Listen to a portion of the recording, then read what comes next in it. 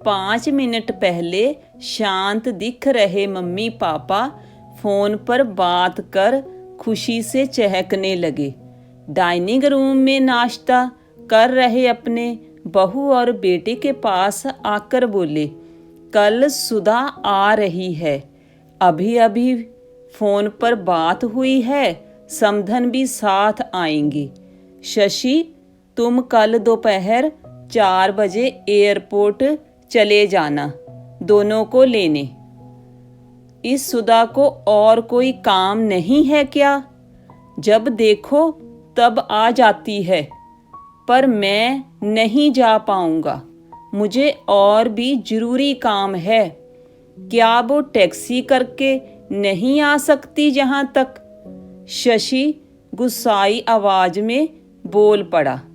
अपने बेटे के मुंह से अपने बेटी के लिए ऐसे बोल सुन माँ एकदम दंग रह गई। अरे तबीयत तो ठीक है ना तेरी? कैसी पागलों की तरह बात कर रहा है? घर में 2 गाड़ियां होते हुए बहन को टैक्सी में आने के लिए कहता है।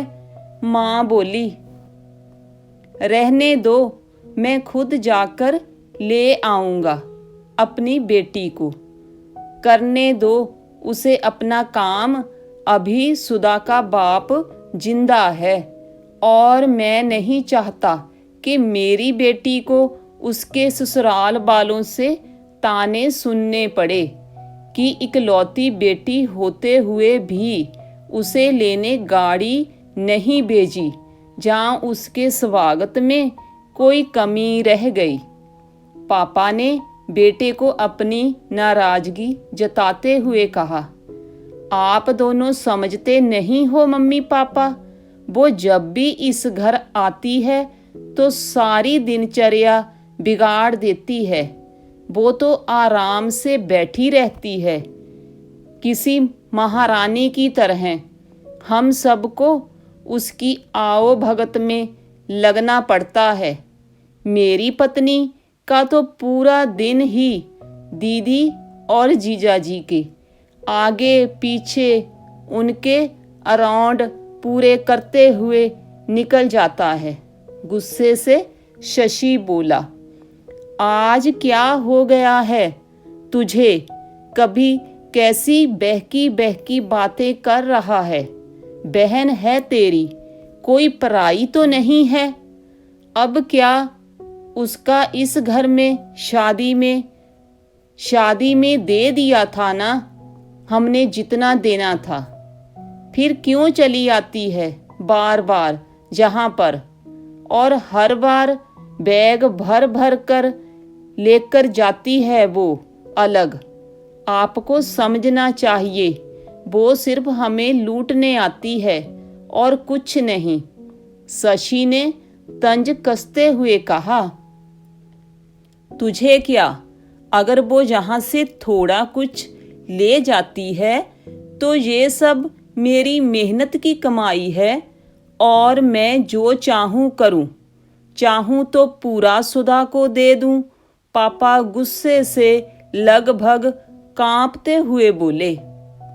अब शशि अपनी आवाज धीमी करते हुए बोला, मैं कहाँ कुछ नई बात कर रहा हूँ मम्मी पापा, मैं तो वह ही बोल रहा हूँ जो मैंने बरसों से बुआ के साथ होते हुए देखा है।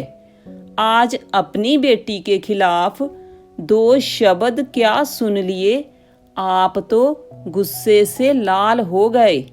जरा सोचिए, जब आप बुआ के साथ ऐसा व्यवहार करते थे तब दादी को कैसे लगता होगा?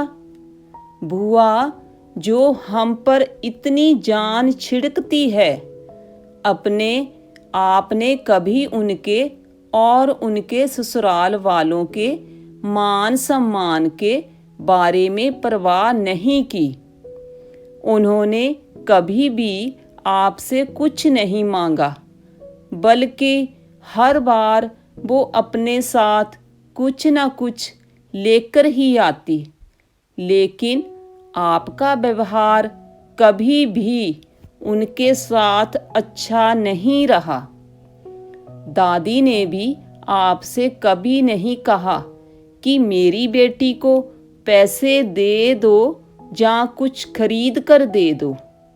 फिर भी दादी को आपके यहाँ इतनी भी परवाह नहीं की थी कि वो अपनी बेटी को कुछ दिनों के लिए अपने पास बुलाकर रहने दे।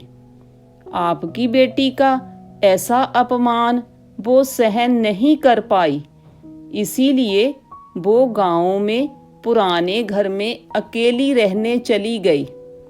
बुआ भी अपना अपमान सह लेती, पर आपने उनके पति का भी मान नहीं रखा, इसीलिए उन्होंने भी हमारे घर आना जाना छोड़ दिया। जिस तरह सुधा इस घर की बेटी है, बुआ भी तो इसी घर की बेटी है। आपने दो बेटियों में फर्क कर अच्छा नहीं किया। और रही मेरी बात, तो मैं अपनी बहन से बहुत प्यार करता हूँ। मैंने कभी अपनी पत्नी को उसके खिलाफ गलत बोलने का हक नहीं दिया और वो बोलेगी भी नहीं। मैं खुद जाकर उसे लेकर आऊँगा, क्योंकि मुझे मेरी बहन पर गर्व है, अपने अच्छे भाई होने पर भी। हो सके तो मेरे इन कटु शब्दों के लिए मुझे माफ़ कर देना। इतना कहकर शशि अपने ऑफिस के लिए निकल गया। माँ और पापा का सिर शर्म से झुक गया। थोड़ी देर की शांति के बाद पापा ने हिम्मत कर अपनी बहन को फ़ोन लगाया।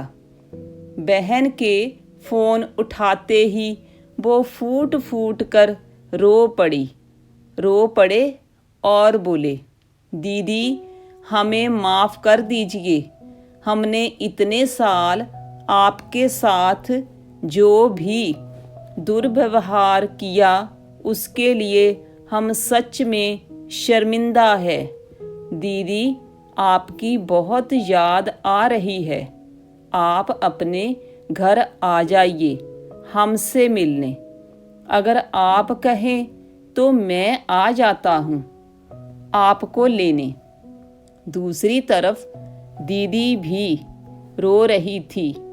वो भाई के इन थोड़े से ही शब्दों से पिघल गई थी। वो बोली, मैं तुमसे नाराज नहीं हूँ भैया। मैं जीजा जी को सारी बात बताकर जरूर आऊँगी। दोस्तों, बेटी तो बेटी होती है। बहन हो, बहू हो, बेटी, तीनों में कोई फर्क नहीं करना चाहिए। इन्हीं से घर की शोभा होती है और इन्हीं से घर खुशियों से भरा रहता है। ऐसी ही नित नई कहानियों को सुनने के लिए लाइक, शेयर और सब्सक्राइब करें। धन्यवाद।